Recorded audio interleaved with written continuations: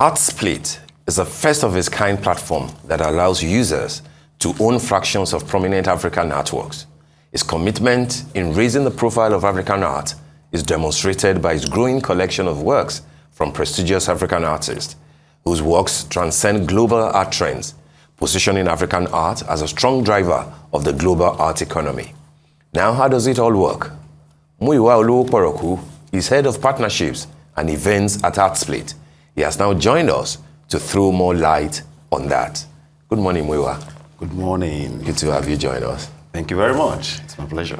Okay, so Artsplit has happened on the arts industry, I believe, since the beginning of this year. I know that around April you had a kind of an auction. Very correct. And then I think lately you've done something for Yusuf Grillo and and another gentleman from South Africa. Currently ongoing. It's still ongoing? Judge Pemba. Yes. Okay. Tell us about what Artsplit is doing and what is different and special about your intervention in the art space in Lagos and Nigeria. Yeah, thank you very much. Artsplit is an art technology company founded with one mission in mind. And the mission is to enhance the investment value of African art and African artists. Okay. We're providing platforms for Nigerians, Africans, people in diaspora to own fractions of some prestigious and iconic African art pieces that readily they will never have access to. Prior to now, the conversation had been around art collection being a exclusive preserve of the wealthy. What we're trying to do is to lower the barrier to entry into art collection and art ownership. And that is one of the bases for founding Artsplit. Our model is pretty simple. What we allow people to do is bid for your art of choice on the platform that's been listed. All right, maybe an artwork that will cost $100,000, for instance, which at least might be difficult for one individual to own. What we do is to break it into 100,000 units. That means you can actually collect an art piece for as low as $1. Right. So once that happens in the primary market, then it goes straight into your portfolio, which now becomes like an asset that you also manage, like you manage other assets in your portfolio. Then you can go into secondary market and sell these units of artwork that you have bought at a higher price to an interested buyer. And once that happens, then there's another option we call lease auction, which guarantees holding this particular artwork for a period of time. So what happens is, let's say 10, 100 or 1,000 people own a particular art piece. One person needs to have a physical custody of that work. Artsplit holds it in trust for the owners, but we also decide to say someone should have this work for a period of time. Then it goes into leads. Another set of people bid for that artwork, and then somebody wins the bid. Immediately, those who have invested in the primary market of buying splits then get dividends from their investment, for initial investment. Because I mean, whatever proceed is made from the lease auction is shared with all the users, depending on the proportion of percentage that they own of that art piece. So that's basically how the platform works. But interestingly, we also curate a body of works for emerging artists in the open market, where young emerging collectors or even established collectors can then buy artworks. We provide this platform for all our users across the globe. All right. Firstly, I love the name Artsplit. It pretty much almost mirrors what this initiative is, right? Yes. But I'm struggling a little bit with the fractional ownership aspect of it. So if I were a collector who would just love to see my art, how do I benefit from this through this process? Is this solely for the purpose of investment value and returns? Yes, it's largely an investment vehicle. That's where I would just put Artsplit. But like I said, at the core of it is more of enhancing the profile of African artists and art. So if I happen to be a collector, which I am interestingly, what I would rather do is how do I ensure that the artist whose art I collect, how do I ensure that he performs credibly well in auctions across the globe, right? It is by investing in his works. So what I'd rather do is, how do the basic principle of economics says value is exchanged through demand and supply. So what I say is, how do I ensure that people begin to demand for this person's works? So I may have the artist's work and they list it on Artsplit. Say, you know what, I'm giving the minimum I can actually sell to anyone is 10% of this work, right? So I sell it, I provide liquidity in the market, people buy the artwork, then by the time they begin to sell in secondary market, the value begins to change, begins to increase. So if the artist that I love so much and I want to promote his work, then goes to auction tomorrow, his work that was sold at $10,000 at a point in time now sells at $15,000. I've helped the artist. That way, I've created value to the artist beyond just collecting his work. And then also, I've also increased my opportunity of making more money because the asset that I have, which is the artist's work, then begins to appreciate on my wall. Then tomorrow, if I go to auction, I sell higher. All right, that's the way it works. right. Okay. How elitist is all this? And how is it different from me going to, say, Nikkei Art Gallery and just pick an artwork and buy it, you know? And of course, I know that the artist, like Abby was saying, will get something from Mrs. Nike Okundai, you know, if she sells an artwork. Or if I go to an art auction at Terra Culture, for example, and I say, I'm interested in this work and I want to own it, how will that be different from the kind of, split ownership that Artsplit, you know, is promoting? Who benefits? What goes to the artist? Okay, thank you very much. I said something that the process of exchange, the selling and buying of the artwork increases the artist's chances of selling higher at auctions. Now, like I mentioned before, the same artist who sold his work at $8,000 last year, today, because his work has traded on Artsplit platform, and currently the work is trading at $15,000, $20,000. Tomorrow, when he's talking to Nikkei Art Gallery, this amount that you are mentioning, is it real or you just hypothetical? No, they're not hypothetical. They are actually very real. We had an auction recently. We had what we called Mokona, this Artsplit modern contemporary. Yes, I was going to ask you about Mokona. Thank you. We had a couple of works. I mean, like 5 artists that featured in that particular, auction. Yeah. And we had works that entered the auction at $8,000. And by the time the auction ended, it grew by 13%, and the work eventually sold at $9,000. Ideally, if this person had put his work in the gallery, it would sell the work at $8,000. The gallery takes his commission, the artist takes his money and moves on. But what we have done with Artsplit is the moment as an artist you put the work on the platform and the auction ends, the money goes straight into your wallet outrightly. We take our commission, of course, which usually comes with, because it's a selling platform. We take our commission, which is far, far lower than you would actually get from any gallery. That way, you have made more money. All right, the value of your work has also increased, and within a period of 6 months to 1 year, can actually more or like 20% can actually go on the value of the work. That way, you sell higher. So that's what goes to the artist in eventual, right? And like I said, it's not just about us; it's about enhancing their profile, improving the value for this artist. Yeah, and that's why it's different from another platform. So this is very artist-centric. Yes, it is. It's very pro the artist, which is very. I always welcome those kinds of initiatives. But talking about that, what are the names you have? What artists are you? Whose works do you have currently under this initiative? Currently, we deal with investment grade artworks, and we're dealing with investment grade artworks. Okay. So we're dealing with established artists, late and living. We have the likes of Yusuf Grillo, George Pemba, which I'm interested. I was going to speak about the auction that's ongoing with this too. We have William Kentridge. We have Benewonwu.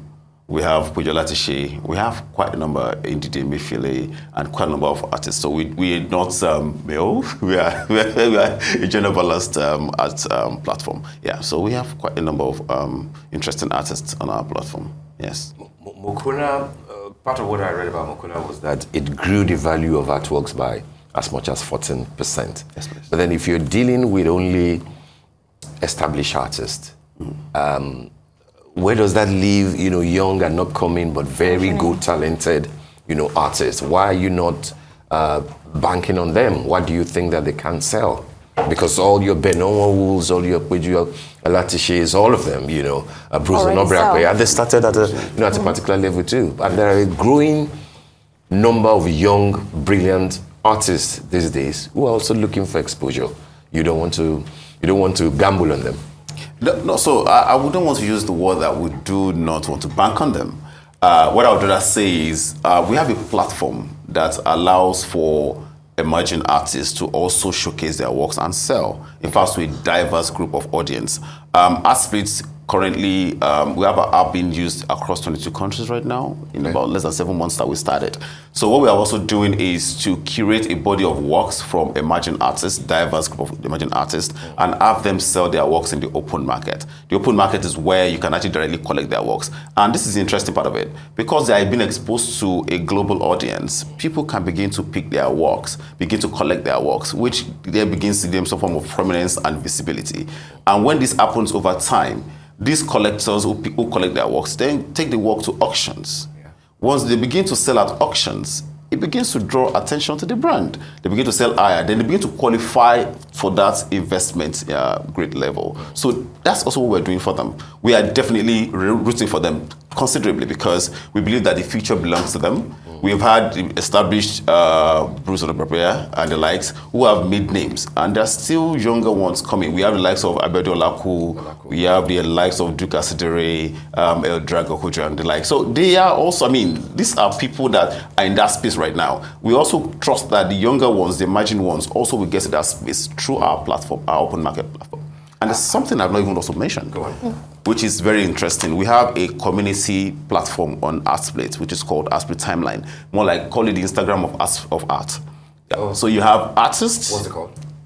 Art Timeline. It's called Timeline on Artsplit Timeline. Yeah. Okay. So this platform allows for artists, art lovers, enthusiasts to post works of artists that they appreciate, their experiences, just share anything. Yeah. And you can see people pick, on them, like their images. You can actually reach out to them, I like this work that you have posted, I would like to collect it. Those kind of conversations also happen. These are the kind of opportunity we are giving to emerging artists as well.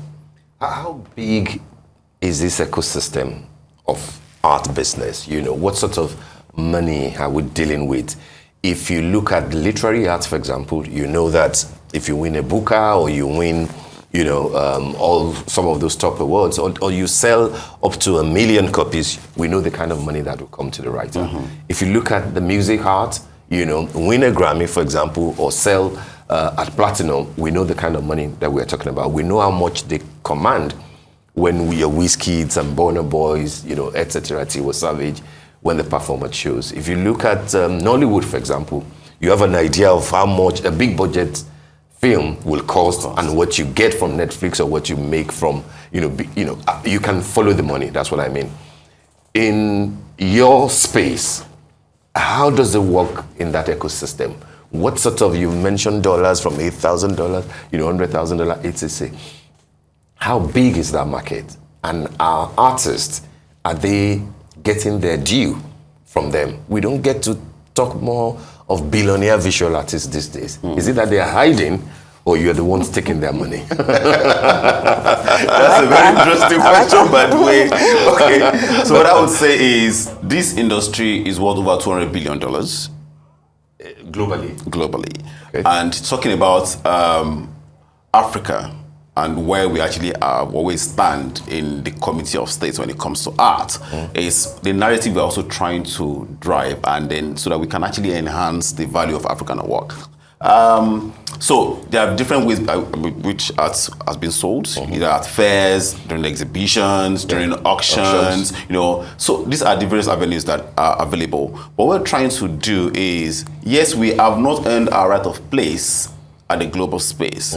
And there's an increasing demand right now for African art. What we are trying to do is to ensure that we establish our footprint across Africa and at the global landscape to ensure that we drive the narrative of African art and African artists so that they can begin to earn what is due to them. So we've had Benoit Wustutu, for instance, I'm sure currently sold about $6 million. And that was, of course, is late, right? But we are trying to drive African artists and African art to the point where they begin to sell in millions of dollars. All right? So the market is huge, the opportunity is there, but Artsplit is actually key and sits at the center of driving the narrative because, like I said, we have nothing like that in Africa except Artsplit. And that is what we're trying to do. With this, we've been in South Africa, we launched South Africa. We've launched in Ghana, we're in UK, and we're in the US. What we're trying to do is that when we establish our footprint across these places, we begin to drive our artists and their works and begin to command the rights of value that they should actually command in international auctions. And that's what we're doing. So that at the end of the year, at the end of the first 5 years, we can say, an African artist or African artist that Artsplit has been promoting or sponsoring or leveraging on the platform now says that $2 million, $5 million. I mean, it's what we're looking forward to see happen. All right. Well, so we are not holding their money anyway. It's the market that's pushing, and we are trying to drive that demand for the work. Right. Okay. Well, I mean, talking about the market, on the opposite side of market and supply is the issue of appetite. And I want to talk about this in relation to this fractional ownership option. What are you finding in terms of appetite for it? Are you seeing more collectors and enthusiasts running towards you for it, or are they still sussing it out? Interestingly, I met with a couple of collectors yesterday, and they said, "We love what you are doing. It's fascinating. How can we come on board?" So we're already getting the right traction from the ecosystem, all right, from galleries, from museums. We're already having some partnership conversations with some of established museums and galleries across Africa.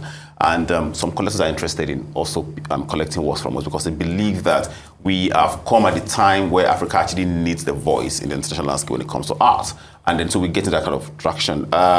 The auction that we are currently doing, the Yusuf Grillo and George Pemba auction, Yusuf Grillo is Eyo, which was done in 1993, and George Pemba. Also, these works are currently live on our app. Actually went live on the 4th of November. And currently we are doing public viewing of these works. And those were made those two collectors. You will be wondered, why would they want to come to, to view a work that has been split? Well, because we are currently getting the right kind of conversations happening in different quarters. Yeah. And these people, the artists, the galleries, the museums, the curators, collectors are beginning to look in our direction to say, these people are speaking the right language, we need to be a part of this, and we are getting the right kind of visibility. Yesterday we had a session where we, just come hang out with us, chill, drink, and view the work that you love so much. We're doing the same thing today again at our Glass Gallery in VI between 1 p.m. to 6 p.m. today. Yeah, so we've been driving traffic, and people actually being endeared to the brand Artsplit because they know that we are driving the right narrative and they want to be a part of it. You don't have a physical gallery of your own? So we have a physical, we're actually working on our gallery right now. Should be ready by mid-December. Okay. Our full operation in January. Okay. Yes, and it's a Bank Road, Ikoyi. Okay. 11 Bank Road. I know that your surname, connotes something about money. And you were trying to explain to Abi what Olowoporoku means. But my question is, whose idea is this Artsplit initiative? And then how close are we in Nigeria to using artworks as collaterals and, like store value, things like that? How close are we to that space? The idea of Artsplit was birthed by a team of young art lovers, young enthusiasts, who also have background in investments and they're also collectors in their rights. We have one of our executive directors who's been fascinated by art since she was very young. And when the idea of Artsplit came, she felt like this is something that we should push. And then she also led the conversation. But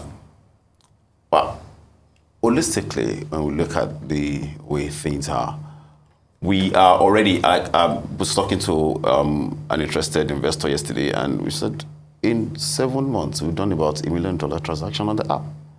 On the app? On the app. On the app, yeah. And the person was like, oh, wow, that's interesting, because when I told him that we are in 22 countries and about 15,000 users currently and still growing by the day, with less marketing or large marketing, but because the ecosystem is embracing the platform. So it's, for us, we are seeing it as a vehicle to drive exchange in the future, in the nearest future. So you have a portfolio of about $10,000. You can take it to the bank and say, I have art asset worth $10,000. I need to acquire this property. The business, the bank is willing to give you, because it's actually an asset, because art is actually great deal of store value for people. Yeah. So that's actually what we're doing. We're getting to a point where we begin to empower Nigerians, empower Africans and people in diaspora to take their asset, their portfolio to bank, to financial institutions, to anywhere and say, I have this in my portfolio and it is facility. And that's exactly what we're doing. And we're already getting closer to it. All right. And it sounds, of course, like it's very refreshing to hear the role of technology in this as well. On the app, that's extremely impressive. Yeah. All right, we want to thank you so much, Mr. Olowoporoku, for being here this morning. I got it right. Thank you very much. And a great initiative.